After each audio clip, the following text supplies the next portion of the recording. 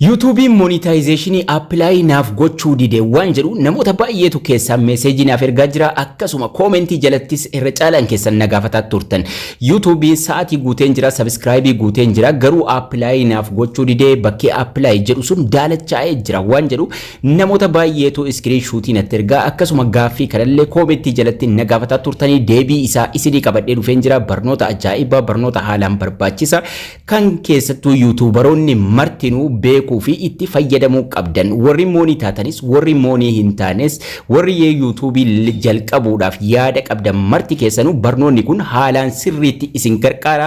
laayikii sheerii akkasuma yaada keessan koomentii irra naaf kaa'uu hin dagatinaa isiniin jecha sheerii faa hedduu of qabdu warri sheerii gochuu dandeessan marti keessanuu YouTube keessan jalatti sheer gochuudhaan hiriyoota keessan bira naaf gahaa isiniin jedha sheerii poostii irratti sheerii naaf godhaa isiniin jecha eegan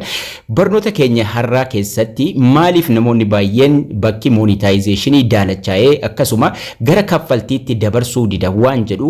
waan sirraahuu qabu waan guutamuu qabu waliin ilaalla obboleeyyan haaraa taataniigaa ammas irra deebi'uudhaan subscribe like gochuu hin dagatina playlist jala seenuudhaan waan takka isinitti agarsiisu duraan seera YouTube barsiiseen jira barnoota email bal'inaan barsiiseen jira barnoota YouTube video editing maraa keessattuu seera YouTube irratti bareechitanii xiyyeeffachuu qabdu namni tokko monetize ta'uudhaaf sa'aatiin guutuu qaba subscribing guutuu qaba community guidelines dhabu qaba two step verification oni ta'uu qaba namoonni baay'een saatiif subscribe guutuu keessan qofa ilaalaa jirtu garuu immoo two step verification guutaa hin jirtanii akkasuma emailiin keessan akka raajeffannoo akkasiitiin taa'uu hin qabne yeroo baay'ee irra deddeebi'ee isinitti been jira keessattuu yeroo dhiyeenyaatiin booda two step verification kana oni hin goone taanaan lakkoofsa bilbilaa itti guuttanii hin sirreessine taanaan YouTube keessan monetize gochuu hin dandeessanii gara mooniitti gara kaffaltiitti dabarfachuu gonkumaa hin dandeessan jechuudha dirqama two step verification lakkoofsa biyya feetaniitiin two step verification kana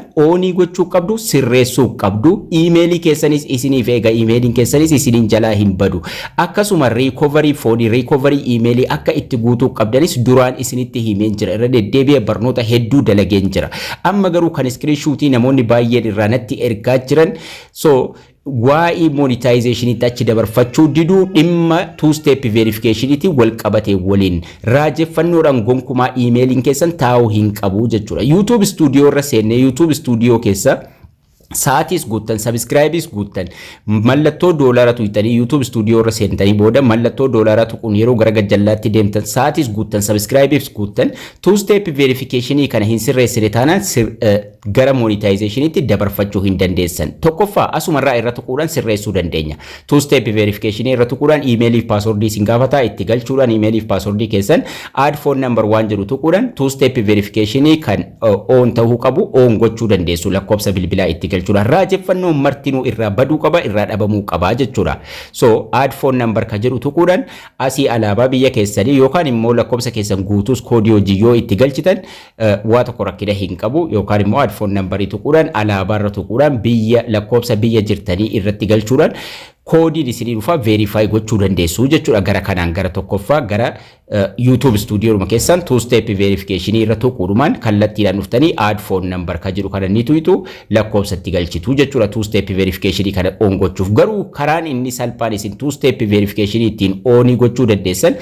salphaadhumatti emailii fi passwordii osoo isin gaafatin passwordii ni gaafata yeroo tokko tokko setting irra seentu setting irra erga seentanii booda setting bilbilaa irra Google waan jedhu asirratti argattu Google kanarra tuqachuun gara fuula duraa deemuudhaan duraan manage Google account asuma jalatti argattu amma garuu emailii sanirra tuyitu emailii kanarra tuquudhaan salphaadhumatti manage Google account Google argattu jechuudha Google account ka jedhu kana tuquun gara fuula duraa deemtu mata duree adda addaa jira mata duree arfaffaarra deemna home jira personal jira data jira nuti garuu gara security jala deemna jechuudha mata duree security jala seenuudhaan gara gajjallaatti gadi buudee two step verification ka jedhu ka ofii ta'ee jiru kana magariisaan biluu ta'uu qaba waan ta'eef isarra tuquun gara fuula duraa deemtu passwordii emailii isin gaafataa itti guutuudhaan dabarfattu jechuudha so monetize ta'uuf egaa add phone number ka jedhu kana tuquudhaan dirqama maal gochuu qabdu lakkoofsa bilbilaa biyya feetanii biyyuma jirtan itti galchitan rakkina hin qabu yeroo feetanitti jijjiiruu dandeessu waan ta'eef add phone number ka jedhu ka magariisaan jiru kana irra tuyinaa jechuudha sanirra tuquudhaan karaa feetan koodii wajjin bakka duwwaa kanatti lakkoofsa keessan galchitu feetan immoo alaabaa kanarra tuquudhaan biyya jirtan itti galfattu sanaan booda koodii dhiisuudhumaan itti barreeffattu jechuudha. Lakkoofsa san erga barreeffattanii kaatanii neekistiin ni jira neekistii tuyxuu jechuudha. Neekistii yeroo tuyxan koodiin isinii ergame yoo lakkoofsa koodii san ittiin galchine ammas faayidaa hin qabaatu jechuudha. Kanaafuu erga lakkoofsa galchitanii kan neekistii gootanii koodii itti galchuudhaan koodii san verify gochuu qabdu abbaa lakkoofsa bilbila sanaa ta'uu keessa mirkaneessuu danda'uu qabdu jechuudha. Koodiin isiniif ergamaa koodiin dijitii 6 itti galchuudhaan verify tuqattu jechuudha. Yeroo isin verify tuqattanii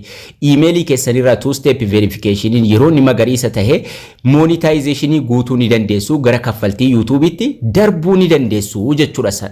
Verify tuqeen jira amma verify tahee jira emailiin kiyya protected yookaan immoo eegamaa tahee jira abbaan fedhe emailiif password kiyya yoo qabaates irra seenuu hin danda'u jechuudha. Kanaafuu akka emailiin keessan isin hatanne isin gargaara danii tuquudhaan duubatti deebina two step verification amma sirraahee jira jechuudha. Nuuf sirraahee jira two step verification off godhi jira off hin godhu onii tahee jira. Yeroo duubatti deebinu ka duraan off ture amma two step verification keenya raayitii nuuf godhee jira jechuudha. Raayitii magariisa two step verification raayitii magariisa nuuf tahee jira. Yeroo asii magariisa ta'u YouTube raayis wal qabatee jira waan ta'eef achiis maal taha ka duraan two step verification dhaaf sababa saniif monetization nu dhowwe yookaan gara kaffaltiitti darbuu nu dhorkeessuun salphaadhumatti innis achumaan akka nuti monetize goonu nuuf eeyyama. Mallattoo doolaraa tu'inee yeroo deemnu two step verification duraan nu gaafatu next step dhuma qofa jedhama. Two step verification ka qulfii qabu sun ka lakkoofsa bilbilaa itti guutuu nu gaafatu sun asiin ni dhabama. Yoo saatiif subscribe guuttanii jiraattan ka duraan daalachaa'ee jiru akka isin gara kaffaltiitti dabarfattan isiniif eeyyamaa jechuudha. Kanaafuu yeroo kanatti emailii keessan isiniif eega YouTube irratti kaffaltiitti darbuudhaafis two step verification kun dirqama onii tahuu qaba raayitii tahuu qaba. Dabalataan recovery waan maraayyuu itti guuttachuu qabdu. Sanaaf immoo salphaadhumatti YouTube kiyya jala seenuudhaan viidiyoo kana daawwataas profaayilii jala ni argattu. YouTube dhumarra seenuudhaan salphaadhumatti yoo profaayilii kiyya jala seentanii gara playlistii deemtan playlistii jala barnoonni wal fakkaataa martinuu playlistii jalatti hidhamee jira. Playlist ka jedhu kun as jira. San jala seenuudhaan barnoonni dhimma emailiitiin wal qabate as jira. Warri Itoophiyaa jirtan yoo two step verification on isinii tahuu dide barnoonni takka asin isiniif jira. Jabaadhaa two step verification sirreessaa warra koodii isiniif erguu dideef ka jedhu as ni jira. San daawwachuudhaan barnoonni emailii baay'ee argattu. Sanarraa sirreeffadhaa isiniin jecha barnoonni keenyas kana fakkaata. Haga barnoota ittaanu walitti deebinutti turtii gaarii.